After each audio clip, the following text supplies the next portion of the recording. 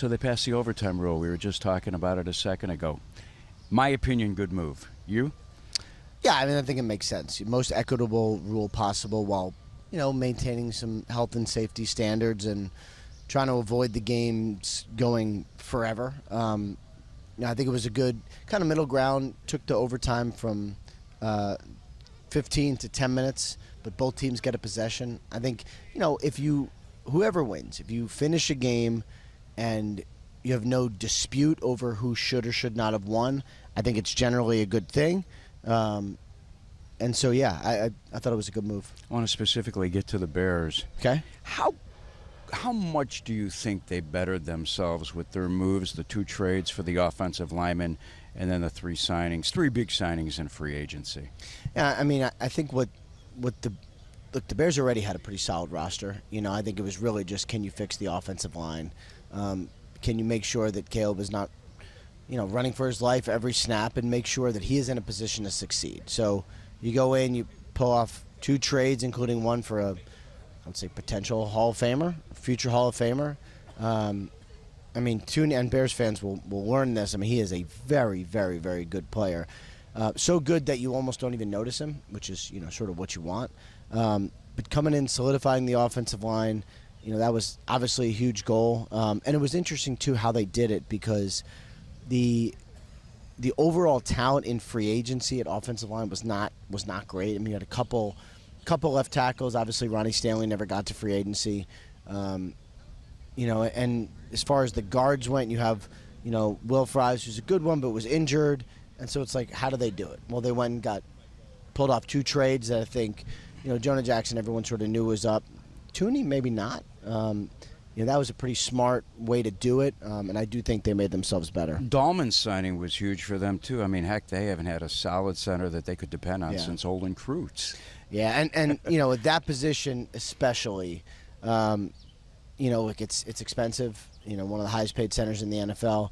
It is invaluable. And it's not just, can he block the guy in front of him? Obviously, that's a huge deal. But it's like, can he control the line? Can he be the nerve center? Can he be the one making the calls and helping the quarterback and making life easier? He was the top center by a lot in free agency. And such an easy, obvious, smart fit that I think even if you didn't know the Bears were going to sign Dahlman, you sort of thought they might. But I thought that was a really good move. There were so many great things said about Caleb Williams coming out of college.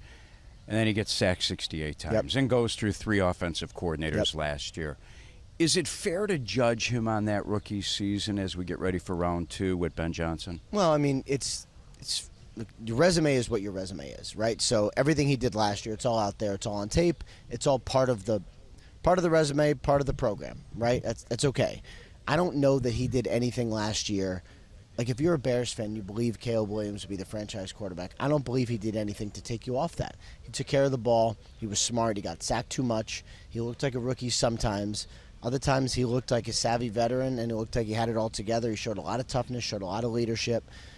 To me, there was plenty to exit the season and go, if he was coached just a little bit better, offense had a little better attention to detail, offensive line was a little bit better, this guy could be really good. So how good can Ben Johnson, do you think, make this guy?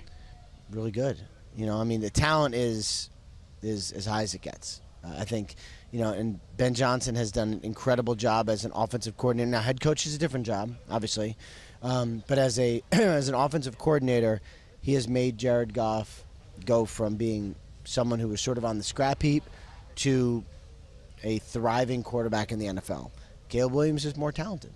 You have followed Johnson throughout his career. You know how his mind works. I said to him yesterday, I know the Bears could use depth on the offensive and defensive lines, but something tells me Ben Johnson sees Ashton Genty at 10 or even Tyler Warren and says, we got to grab him.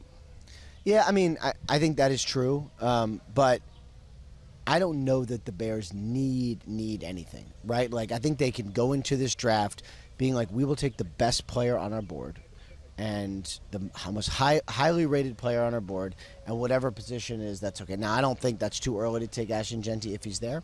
I don't. I think the running back has sort of been revalued a little bit in a way that I think has really helped the NFL. But the Bears have put themselves in position just to take the best player. And historically, that is how you do well in the draft. All right, let me wrap it up with you because I know you're busy. Where have the Bears now put themselves amongst the hierarchy in the NFC North with these moves and now with the draft coming up? You know, they got to go prove it. They got to go play. But at least they have a fighting chance. You know, I'm not going to come out and say better than 5-12, we hope, right? One would hope. One would hope. And, you know, they will be competitive. They'll be in games. They'll have a chance to win. You know, can they make the final play to do it? I don't know. But I think they're going to be much better coached. I think they're going to be much more together. I think Caleb's going to be more proficient. Should be a much better season. Detroit's still the best team in that division, in your opinion, given that they're healthy? I mean, I think there's a lot of really good teams in that division. So I mean, I could make an argument for each of them. Obviously, Detroit is sort of the returning heir or whatever you would say, but it's a really good division, a lot of really good teams, and we'll see how it plays out. We'll be watching. Great work as always. I appreciate you Thank you, stopping man. by.